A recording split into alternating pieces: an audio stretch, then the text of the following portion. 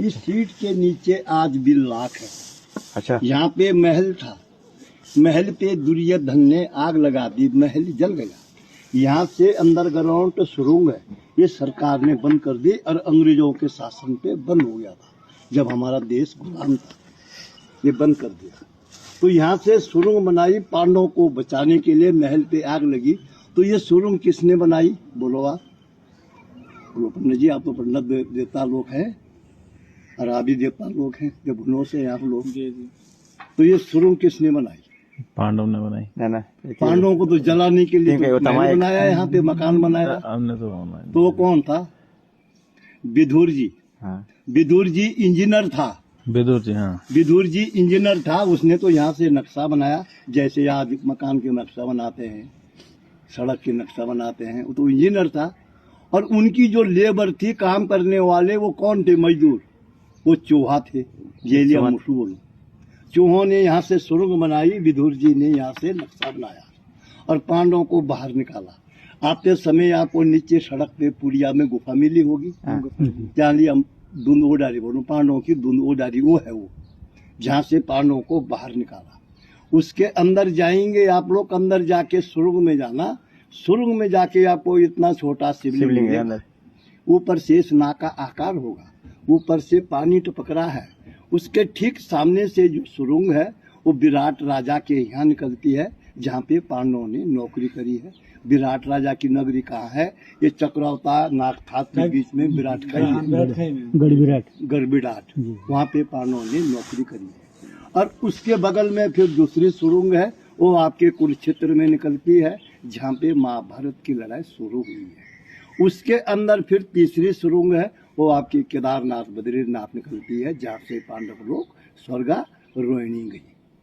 ये मूर्ति कौन सी है? हमारे बुढ़िया बोलो तो कि ये भीम और अर्जुन, हमें भी यही बोली कि भीम और खाती, भीम और खाती बोलो, हम अर्जुन बोलो तो खाती बोलो, भाग है जी। तो जब यहाँ पे यज्ञ हुआ, महारुद्र यज्ञ हुआ 2011 में, वैसा यज्ञ आज तक ना कभी होगा, अब ना आगे होगा, जिसमें एक दिन में 5 क्विंटल 6 क्विंटल सूजी पकती थी, बनती थी, क्विंटल। और आटा चावल कितना बनता था, इतनी पब्लिक थी यहाँ पे। और 12 टीन जो है रोज हवन कुंड में घी में जाते थे। यहाँ पे 2011 में हुआ ये? हाँ 2011 में। अच्छा, हाँ जी। जिस एक दिन में 10-11 टीन घी लगते थे हवन के लिए। 11 हवन कुंड से बने हुए, और रात दिन बिल्कुल धक्का पे इतना हवन हुआ यहाँ पे। तो सतयुग में राजा दक्ष ने यज्ञ किया और उन्होंने तमाम दुनिया के लोगों को बुलाया और अपनी बेटी जवाई को नहीं बुलाया। उनकी बेटी जवाई कौन थी? शंकर जी और सती माता।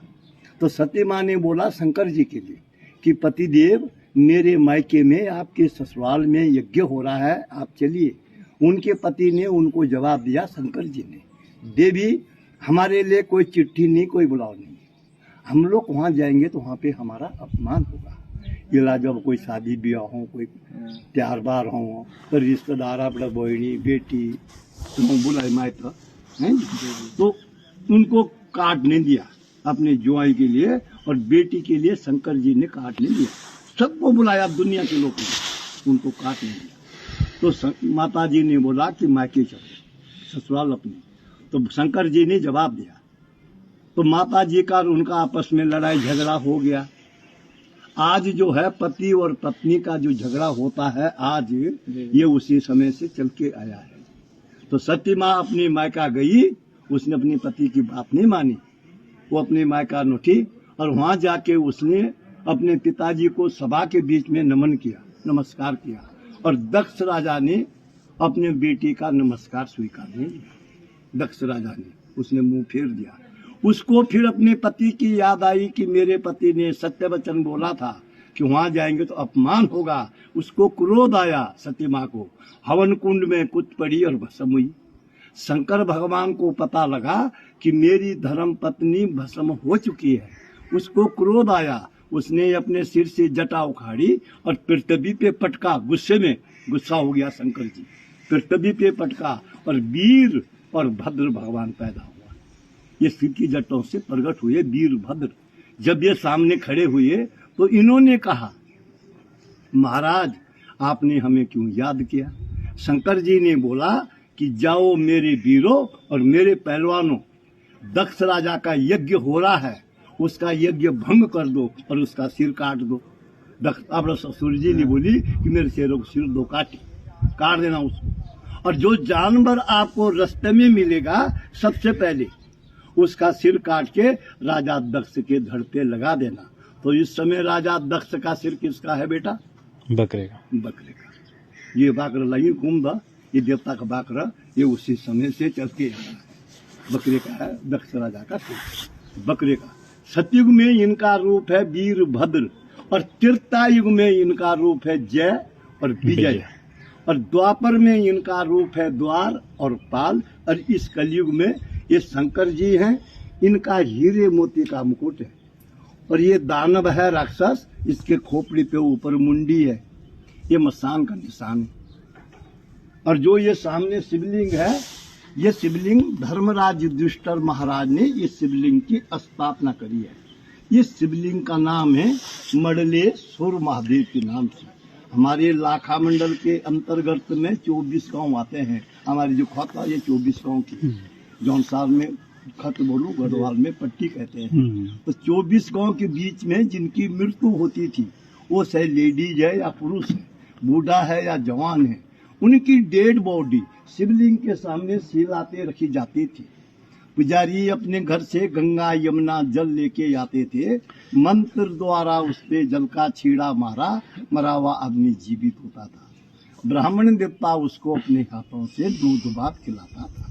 यहाँ पे 100 मीटर से लेकर के 200 मीटर तक कहीं भी खुदाई करते हैं, जहाँ पे आपकी गाड़ी नीचे है पार्किंग में, वहाँ तक खुदाई करते हैं। तो ये भगवान सारे इधर ये 2007 और 2022 में खुदाई में निकले हैं। कहीं भी खुदाई करो, और ये मकान है इधर लाइन में लगे हुए, इन मकान के नीचे ये दीवार टूटेगी, जिन मकान को तोड़ेंगे तो इनके नीचे सारे मंदिर है, और हमारे पूरे गांव के नीचे मंदिर ही मंदिर है। यहाँ पूरे गांव के नीचे मंदिर ही मंदिर है यहाँ। और एक शिवलिंग वहाँ है जहाँ पे पीपल का पेड़ है, उसमें आप लोग जल चढ़ाएंगे तो उसके अंदर आपका फोटो आएगा, शिवलिंग दिखेगा उसमें। तो वो शिवलिंग है अद्भुत शिवलिंग, चिंता हरण महादेव। उस भगवान के दर्शन करने से सारी चिंता दूर होती है। और वो शिवलिंग है पारदर्शी शिवलिंग। जैसा हमारा आपस में 5 लोगों का प्यार है, और आप अपने धर्म पत्नी से, बच्चों से, माता पिता से प्यार करते हैं, तो आपका प्यार भगवान अपने अंदर समा लेता है। और वो शिवलिंग है अष्टदल शिवलिंग, उसके चारों तरफ 8 कोने हैं। राजा सगर के, एक राजा सगर था, उसके कितने बेटे थे? 60,000 बेटे। 8 नहीं 60,000 बेटे राजा सगर के।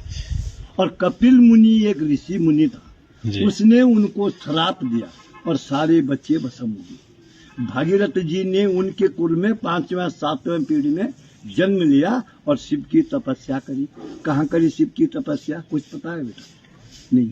ये गंगोत्री है। गंगोत्री से आगे 40-50 किलोमीटर है गौमुख। गौमुख से आगे है तपोवन 80-70 किलोमीटर। तपोवन में एक पैर के ऊपर घोर तपस्या की है और गंगा जी को मृत लोक में लाया और अपने पितृ देवताओं का उद्धार किया। उस भगवान के दर्शन करने से आप लोगों के 7 जन्म जन्म के पितरों का उद्धार होता है। महाराज, आपकी यात्रा सफल हो।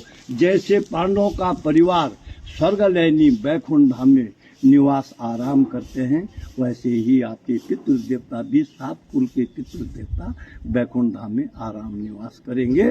और जो बद्री धाम से आगे, माणा गांव से आगे कोई निकलेंगे स्वर्गलयनी के रास्ते, तो आगे एक वसुधारा पड़ती है। वसुधारा से कोई आगे निकल गया, उसको वहां पे वो कुत्ता मिलेगा जिसने धर्मराज युधिष्ठिर महाराज को स्वर्गलयनी का रास्ता दिखाया। वो कुत्ता आज भी मिलता है जी, वो कुत्ता आज भी अमर है, समझे साहब। और एक माता जी का मंदिर है वहां पे। हमारे भारत में 2019 में कोरोना आया, पूरे दुनिया में फैला। कोई शहर, कोई गांव, कोई गली नहीं छूटी जहाँ पे कोरोना नहीं आया। हमको यहाँ पे पता लगा कि भारत में कोरोना फैल गया है।